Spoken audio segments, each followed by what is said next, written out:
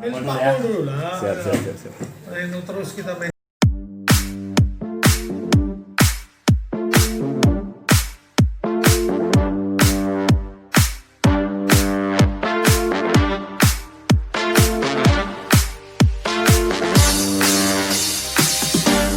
Ya, halo rekan-rekan Skambal TV yang hijau kali. Hari ini awak datangnya agak telat sedikit, bos. Kenapa telat? Ya karena memang kerjaan di kantor belum kelar. Dan kita bisa melihat di situ itulah latihan PSMS Medan. Ada anak kecil di situ yang keren sekali. Ya. Jadi mudah-mudahan latihan kali ini kita juga bisa mewawancarai pemain-pemain yang tentunya punya kelas untuk memberikan yang terbaik untuk PSMS Medan. So langsung aja, itu adalah pemain-pemain yang latihan. Kita akan lihat dari dekat siapa saja mereka. Oke. Para legend juga sudah hadir di sini. Ada Bang Sony di sini. Ada Bang Reswandi juga. Sektim. Dia nih kayaknya kita hari ini kita akan jelas. Ini juga sahabat lama yang sudah tidak lama bertemu, Pak Dokter. Emang kesehatan kali, medis kali ya. Gini tampilannya. Kita akan melihat siapa saja yang hadir di pertandingan atau di latihan kali ini. Ada Legimin Raharjo. Kita berikan kepada Legimin. Ada di situ Andre Prambu, Andre Stepu, Abipul, Rahmat Hidayat, Saiful Ramadan, Agung Prasetyo. Ada M Rifki, ada kiper anak Medan. Ada Polus Tanggang, ada Ferdinand Sinaga. Jadi komplit ya kayaknya. Ya, minta cross katanya. Keren. Inilah sepak bola. Masih ada coach Uwak di situ, Ansari Lubis. Lalu ada juga legend kitman kita. Siapa lagi? Kalau bukan Bang Abraham. Bagus sekali umpan dari Polus Tanggang. Apa yang terjadi di situ? Ada Ridho. Kutak-katik sebentar Ridho. Kembali lagi. Ya. Tidak gol. Dari kuning kita lihat.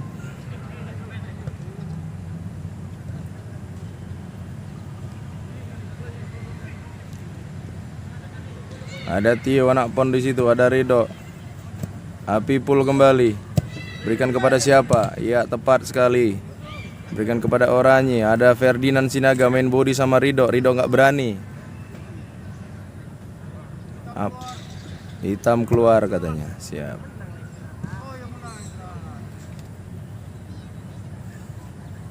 Ada Ferdinand Sinaga. Apakah dia akan mau diwawancarai hari ini? Kita tidak tahu. Dia cuci muka. Apakah dia belum mandi? Kita tidak tahu. Sepatu Nike warna putih. Kita lihat. Mana nggak nengok deh. Mandi Kang. Ini kecepatan dari kitman kita Bang Gerbang saudara-saudara beberapa detik. Sudah seperti Ferrari ya, cepat sekali dia mengambil kostum. Situ dia. Oke, Bang, terkait dengan ditundanya pelaksanaan U20 FIFA. Nah, kita sebagai klub di Sumatera Utara ini, terutama PSMS, itu seperti apa? Apakah ada dampaknya? Bisa jelasin, Bang? Ya, dampaknya pasti ada, terutama terkait bergulirnya liga ya, khususnya Liga 2. Kita berharap kemarin setelah pilkada ada kejelasan izin, terutama dari Kapolri, dan kita juga lihat upaya PSSI sejauh mana. Nyatanya sampai saat ini ya, itu belum ada tanda-tanda ya, izin Kapolri keluar, dan PSSI juga belum ada tanda-tanda ke klub memberitahukan kapan Liga 2 itu akan diputar, termasuk Liga 1. Itulah yang ada sampai saat ini. Jadi kami tadi bersama Pak King melapor kepada Pak Edi Ramayadi ya, selaku salah satu pemilik klub PSMS, kondisi bahwa sampai Desember ini ya, surat keputusan PSSI 69 itu termasuk masalah penggajian itu hanya berlaku sampai Desember. Sementara apabila 1 minggu ini sampai akhir tahun belum ada juga putusan ya dari PSSI atau izin Kapolri, kami mempertimbangkan untuk Januari ini juga ya untuk ya membubarkan tim PSMS, tapi masih mempertimbangkan. Dan nanti keputusannya kami sowan lagi ke Pak Gubernur. Nah, karena apa? Karena kalau kami menyuruh pemain nanti latihan, kami menggajinya juga nggak tahu, pedomannya nggak ada. Di samping sponsor juga belum, katakanlah kompetisi belum diputar, tentunya ya kami dapat dana dari mana? Sementara sekarang ini aja kami sudah pontang-panting, utang sana utang sini dalam rangka menutupi keperluan PSMS, gaji, catering, dan lain-lain operasional. Jadi kami sangat-sangat ya dirugikan, artinya sama seperti klub yang lain. Kita sangat-sangat dirugikan, baik dari segi material, ya juga semangat, moral juga kita lagi down lah. Nah, dengan kondisi seperti ini Pak, apakah sudah ada koordinasi langsung atau komunikasi langsung dengan PSSI dan seperti apa sebenarnya pembicaranya sampai akhirnya? Ya kita kan ada grup ya, ada grup sepak bola Liga 2 ya. Saya yakin PSSI juga sudah baca ya. Yang terjadi ya kalau kita melihat tanda-tanda ke arah dimulai kompetisi itu belum ada. Dan kita tidak ya katakanlah walaupun kita berharap 1 minggu ini ada kabar baik, tapi jujur aja secara peluang tipis ya. Namun demikian sampai akhir tahun ini kami tetap berlatih. Setelah itu Januari ya kita nanti akan berbicara pertama sama pemain ya seperti apa ke depannya, kemudian ya kita melapor ke Pak Edi baru kita putuskan. Tentunya sepanjang belum ada izin dari Kapolri dan dari PSSI kapan dimulai kompetisi. Itu berarti memang ada kaitannya dengan dibatalkannya U20 FIFA ini, hingga tidak ada kejelasan seperti ini? Mungkin saja ya. Mungkin saja karena di samping ranah sepak bola, terakhir-terakhir ini kita juga kan sudah sama-sama tahu mendengar ya meningkatnya COVID ini juga. Apakah itu salah satu pertimbangan pemerintah dalam hal ini di Kapolri keluar, kita juga tidak tahu. Karena masuk kemana-mana sekarang juga kan harus ya ada tes rapid test antigen ya. Bukan hanya di Sumatera Utara, hampir semua daerah. Jadi kondisi ini juga menambah katakanlah berdampak lah kepada sepak bola. Pak, kalau dihitung sendiri Pak, kalaulah ternyata jauh-jauh Pak, ternyata kompetisi tidak jadi digulirkan misalnya, itu kerugian kita berapa sih Pak? Kira-kira bisa dinominalkan kira-kira Pak? Dari awal berjalan itu mungkin Pak? Miliaran lah. 7,5 M. Karena kita mulai Januari persiapan. Iya betul. Jadi 1 tahun kita persiapan hanya 1 kali main aja waktu lawan Tiga Naga. Siap. Habis itu masuk COVID. Pak, kalau andai kata Pak King misalnya ada nggak, misalnya dengan Pak Edi akhirnya klub PSMS terpaksa dibubarkan, ada nggak kira-kira agenda lain untuk sepak bola Sumatera Utara atau PSMS membuat kompetisi atau turnamen untuk menggairahkan kembali, kira-kira Pak King ada nggak ide-ide seperti itu kepada Pak Edi? Karena ini kan kita nggak bisa salahkan juga pengurusan ini kan, yang PSSI-nya yang mungkin menurut kami sebagai fans juga kurang tegas terhadap hal ini kan begitu. Baik, terima kasih. Sama halnya tadi juga kami sudah melapor dengan Pak Mol, malah beliau menginginkan seperti itu. Artinya beliau kalau bisa ya kita buat aja uji coba. Jangan sampai tim ini terus kita bubarkan, tapi mengenai penggajian coba akan bicarakan dengan pemain seperti apa. Nah, jadi juga ya yang penting nanti kita tengok, karena ini kan sekarang pemain-pemain PSMS dibantu dengan pemain-pemain PON.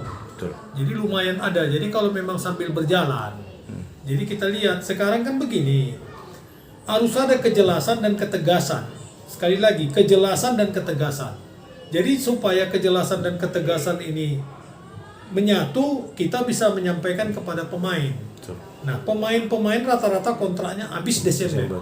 Ya, Desember ini kita selesaikan dulu kewajiban kita. Baru kita bicara next ke depan seperti apa. Karena dari mulai Januari sampai dengan Desember ini hanya sekali bertanding. Selebihnya latihan. Dan selebihnya kos. Itu yang saya katakan 7,5 M sampai 8 M. Nah, perhitungan kami kemarin bulan Oktober selesai kompetisi. Nyatanya sampai ke Desember ini pun kompetisinya nggak jelas. Nah sekarang kita bicara bagaimana pertanyaan orang tentang kompetisi ke depan. Waktu pertemuan di Jogja itu disampaikan bahwa kompetisi itu setelah pilkada harus ada kejelasan. Pilkada tanggal 9 Desember sudah lewat. Sampai hari ini kejelasan kompetisi nggak ada. Sampai hari ini kejelasan kompetisi nggak ada. Nah, kalaupun nanti kompetisi mau ada di bulan Januari nanti, tentu orang ini rapat EXO dulu. Rapat EXO. Nah, sementara EXO-nya sendiri kayak Madura United, Aruna, segala macam sudah menyatakan mereka membubarkan tim. Nah, itu dia. Jadi kalau sudah EXO-nya seperti itu, tentu pegangan kita di mana lagi? Kan gitu. Nah, berdampaknya apa? Ya ke penggajian pemain.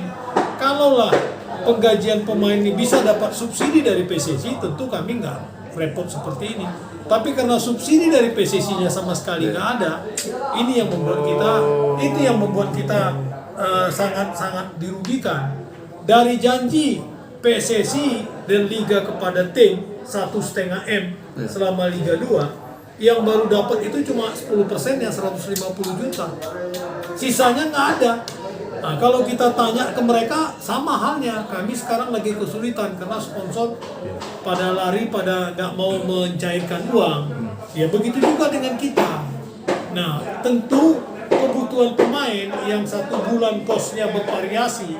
Ada yang 300, ada yang 400 juta, ada yang 500 juta. Ya ini dari mana? Nah, inilah yang kami pikirkan, yang setiap bulannya sudah kami tutupi semua. Mudah-mudahan sampai Desember ini juga kami cari bagaimana jalannya supaya bisa ketutup. Selebihnya nanti di bulan Januari, ya kita lihat dengan pemain seperti apa. Tentu resikonya ada. Resikonya mungkin si pemain nggak akan mau bergabung dengan kita lagi.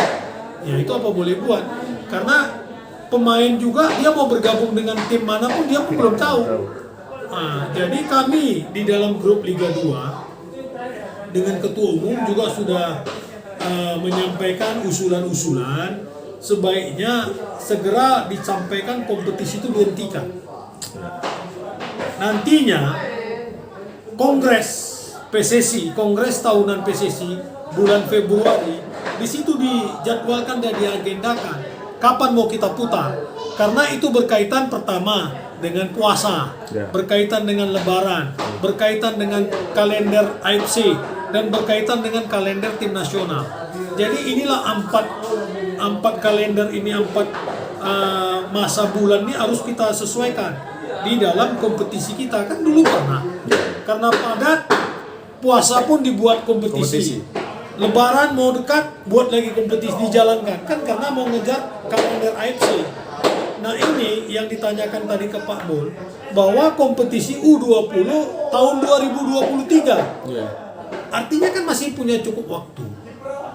Hanya kita mungkin terkendala nanti misalnya persiapan tim, mungkin sehabis lebaran start. Jadi Mei, Juni, Juli, Agustus berhenti. September atau Oktober PON di Papua. Habis itu lanjut lagi, selesai kan. Nah, inilah disesuaikan dengan kalendernya. Begitu juga dengan kompetisi Liga 3. Jadi dalam hal ini, semua insan sepak bola harus terlibat dan menyusun. Karena bukan hanya klub, juga Asprop. Karena kompetisinya ada Suratin, usia Liga 3 dan lain sebagainya.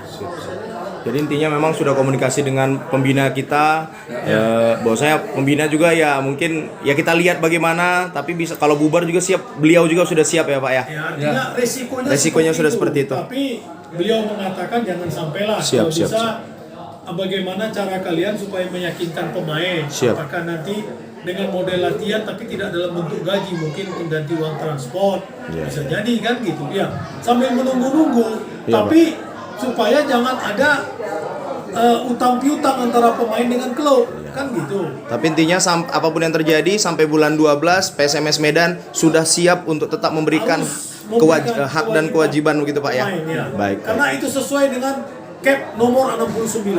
Siap. Oke lah, itulah mungkin Pak ya. Jadi terima kasih juga kami ucapkan kepada Pak Manajer, Pak King juga sudah yang terbaik diberikan untuk PSMS Medan. Sehat selalu Pak, makasih banyak Pak, sukses. Sukses kita semua.